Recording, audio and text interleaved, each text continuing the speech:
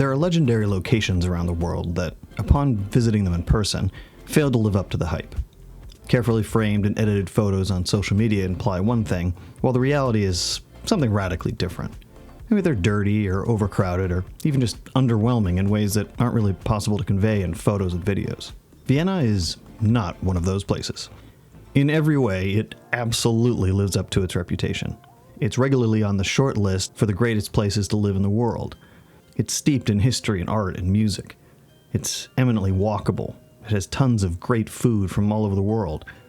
And it's really just a wonderfully, remarkably pleasant place to be. In the summer, anyway. I first visited Vienna in the early spring with my dad about 10 years ago. It was bitingly cold. I'd had my fill of winter in college. My loathing of freezing temperatures is a big part of why I live the way I do. Even beyond the bone-chilling temperatures and the piles of slowly melting snow, I could see how lovely Vienna was.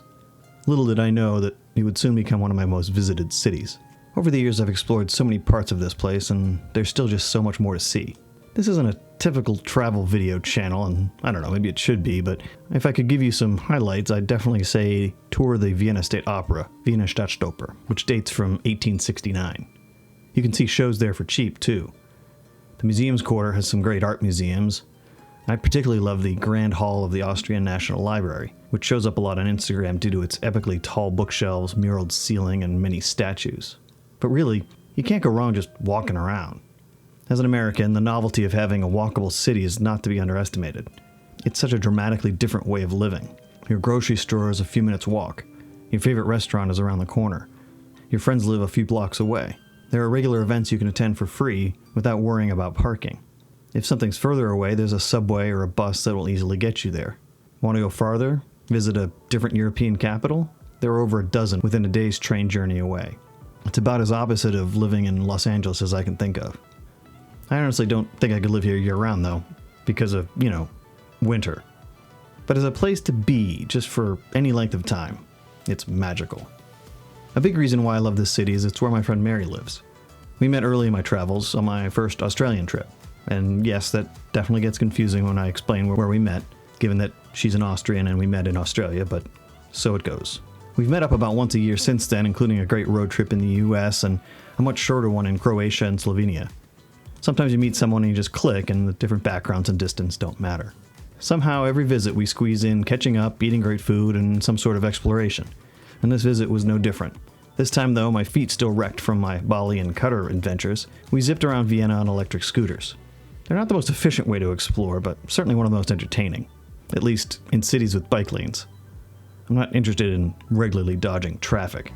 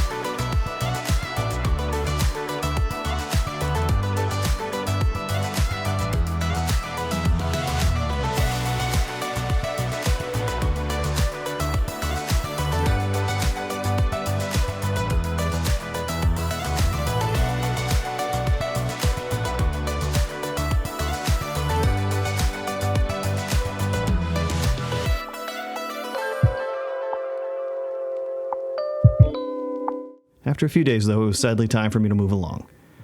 I bid Mary and her girlfriend Chris auf Wiedersehen and headed for an overnight train to Paris.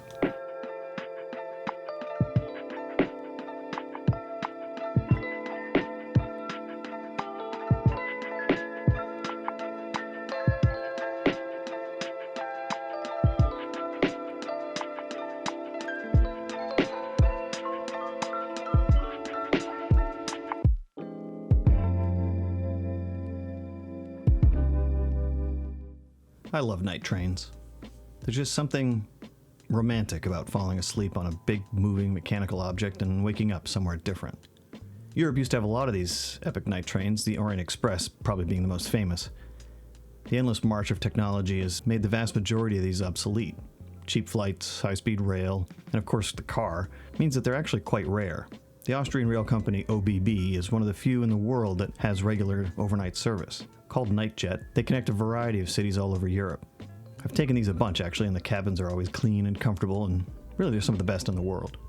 Unfortunately for me though, on the night that I wanted to travel, there was no available cabins. Given my baiting, but still strong hypochondria, I didn't want to share a confined space with a bunch of likely unmasked travelers. Fortunately, or so I thought, you can pay a little extra and reserve an entire 6-seat cabin for yourself. This is a little cheaper than one of the cabins with a bed, and a lot cheaper than reserving all 6 seats individually. So I thought this would be an easy win. I didn't mind spending a night on some cushy seats. After all, night train. Upon entering my cabin though, I quickly realized my mistake. While I was able to reserve the whole cabin, said's cabin door didn't have a lock. Having all my stuff stolen on a night train in Italy a few years ago, I knew this meant I was going to have some very light and uncomfortable sleep. Worse, OBB had overbooked the train, so I was woken up at nearly every stop by people wanting to sit in my reserved cabin. Now there was a sign on the door, but that didn't stop people peeking through the curtains to see that I was the only one in there. Now I don't blame people for being upset, but their blame was firmly on me, not the company that had sold them seats on a train with no seats. I had paid quite a premium for this arrangement, and quite literally paid for all of those seats myself. The rudeness that was thrown my way throughout the night, because I didn't want people sitting in my cabin, was rather astonishing. Honestly though, I don't know if I was in the right here. I mean, I guess there's a version of this where I'm the nice guy and let these people sit in the seats that I had paid for, I guess. But really, I'd reserved all of these seats specifically so that I wouldn't have to do that, and maybe if any of them had a mask on, I would have been more open to it. One particular standout was a young woman, early 20s probably, putting on her best flirty tone and demeanor, twirling her hair and haphazardly pulling up her shirt to scratch her belly. When I said no, that she couldn't join me, her face twisted into the perfect picture image of loathing, before turning to her until that moment hidden boyfriend to call me many colorful metaphors. I'm dumb, lady, but I'm not that dumb. After a remarkably bad night of regularly interrupted sleep, we arrived in Paris.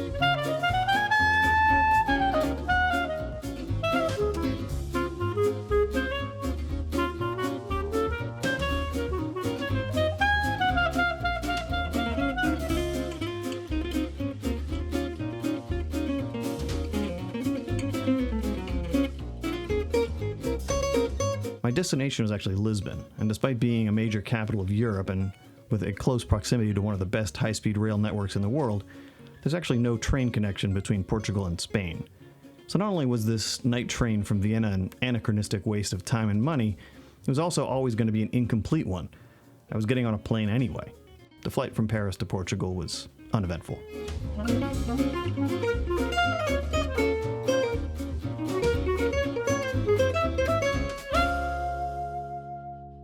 I probably should have mentioned earlier in this series that one of the main reasons I visit places now is to see friends that I've made during my travels. The best part of my years of adventuring has been making friends all over the world. The downside is, of course, I only get to see them maybe once a year. This trip, given the pandemic hiatus, would be the first time I'd seen any of them in over 3 years. Tainara is one of my closest friends and has been since the day we met in London. We've traveled together extensively, all over Europe and in the US. Originally from Brazil, she'd moved to Lisbon right before the great unpleasantness of 2020. This would also be the first time I get to meet her husband, as when I was last in Lisbon, he hadn't moved there yet. More importantly, and no one to be surprised by me saying this, I was excited to see Smeagol. Smeagol is a classy little gentleman and my friend who just happens to be a pug. He was exceptionally excited to see me, and I've decided to believe that's because he remembered me and was equally excited to see me, not that I was just some other giant hairless treat delivery machine.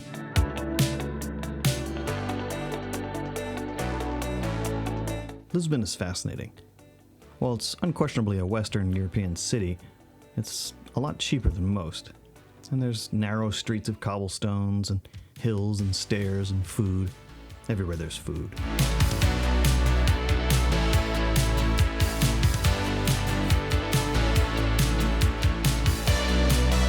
And as is my thing lately, Tainara and I rented some scooters and headed down to a park a little ways down the estuary. We headed past the 16th century fortification Belém Tower, which sadly you can't enter.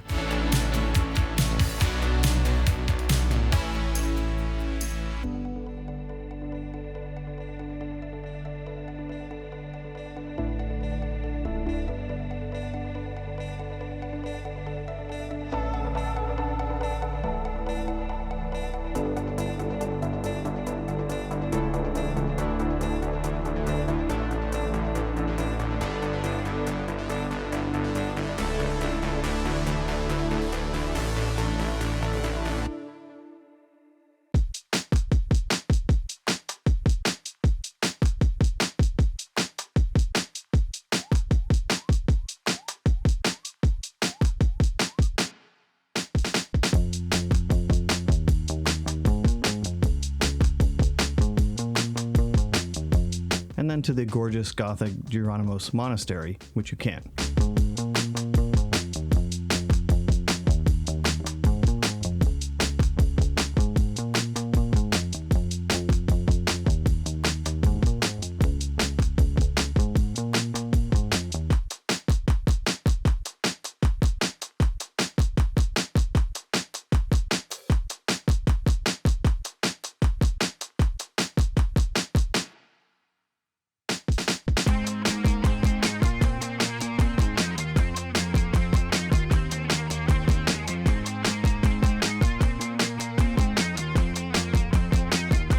One of my favorite spots is the Time Out Market. It's an idea I wish more cities would try. It's a big, open space ringed by stalls where the best restaurants in the city can offer a selection of their foods. It's a brilliant way to try a lot of different things or get a full meal from a place where you might not be able to get a table. One particular standout is one of the things Lisbon is most famous for. They're called... Actually, I'm not going to even try to pronounce the Portuguese name. They're little custard tarts. Tiny little bundles of happiness with a flaky crust and a sweet filling. I'm not going to lie, there were at least 2 meals where these were all I ate.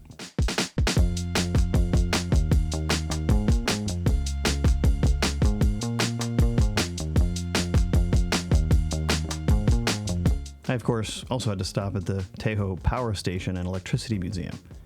This thermoelectric plant was in service from 1909 to 1972. It was renovated and converted to a museum in 1990. Walking in and around the huge boilers was very cool.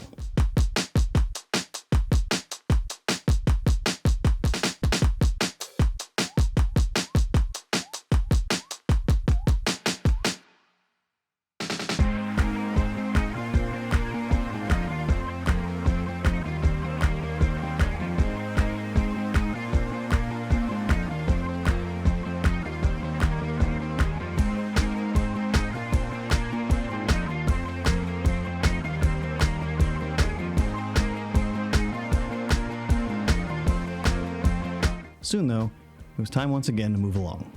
North this time.